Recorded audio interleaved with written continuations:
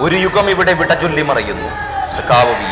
സഖാവ് V S ഒരു സാധാരണ മനുഷ്യൻ. പ്രതിബന്ധങ്ങളുടെ നടുവിൽ അനാഥമായ ബാല്യത്തോട് പൊരുതി ജീവിതം കെട്ടിപ്പടുത്ത കേരളത്തിന്റെ സമരനായകൻ. ദേശീയ പ്രസ്ഥാനത്തിലും കമ്മ്യൂണിസ്റ്റ് പ്രസ്ഥാനത്തിലും തനതായ വ്യക്തിമുദ്ര പതിപ്പിച്ച പോരാളി. ലോകം വിസ്മയത്തോടെ ശ്രവിച്ച പുന്നപ്ര വയലാറിലെ പ്രകമ്പനങ്ങൾ. അമേരിക്കൻ മോഡൽ അറബിക്കടലിൽ എന്ന മുദ്രാവാക്യത്തിന്റെ അലയൊലികൾക്ക് മുമ്പിൽ തലവനായി പോരാടിയ സമരവീര്യം. പോലീസിന്റെ ലോക്കപ്പിൽ വിവരണാതീതമായ പീഡനങ്ങൾ ഏൽക്കുമ്പോഴും കീഴടങ്ങാതെ നിന്ന പോരാട്ട വീര്യം. സഖാക്കളുടെ സഖാവ് കൃഷ്ണപിള്ള കർഷക തൊഴിലാളികളെ സംഘടിപ്പിക്കാൻ നിയോഗിച്ചപ്പോൾ അവർക്ക് മനസ്സിലാകുന്ന ഭാഷയിൽ സംസാരിക്കാൻ ആറ്റിയും കുറുക്കിയും നീട്ടിയും സംസാരിച്ച് സ്വന്തം ശരീരഭാഷയും ജീവിതവും തന്നെ സമർപ്പിച്ച കമ്മ്യൂണിസ്റ്റ്. ഒന്നാമത്തെ കമ്മ്യൂണിസ്റ്റ് മന്ത്രിസഭയുടെ കാലത്ത് ഉപതെരഞ്ഞെടുപ്പ് നടന്ന മൂന്നാറിൽ തെരഞ്ഞെടുപ്പ് ചുമതല ഏൽപ്പിക്കുന്നു. വിജയകരമായി പൂർത്തിയാക്കിയ ദൗത്യം.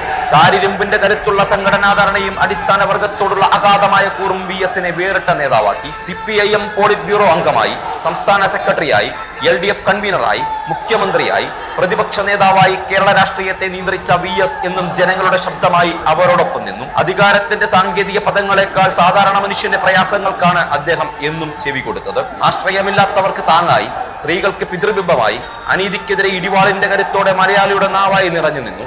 ഈ മഹാമേരുവിന്റെ തണലിൽ പുൽക്കൊടിയായി ഉയർന്നു നിൽക്കാൻ നിങ്ങളുടെ കാലത്ത് ജീവിക്കാൻ കഴിഞ്ഞതേ മഹാഭാഗ്യം സഖാവേ. നിലയ്ക്കാത്ത ആ സമരവീര്യം ഇനിയില്ല. കണ്ണീർ പ്രണാമം. തലനരക്കുകയല്ല എന്റെ വൃദ്ധത്വം, തലനരക്കാത്തതല്ല എന്റെ യുവത്വവും. കൊടിയ ദുഷ്പ്രഭുത്വത്തിൻ തിരുമുമ്പിൽ തലകുനിക്കാത്തതാണ് എന്റെ യൗവനം. തലകുനിക്കാത്തതാണ് എന്റെ യൗവനം.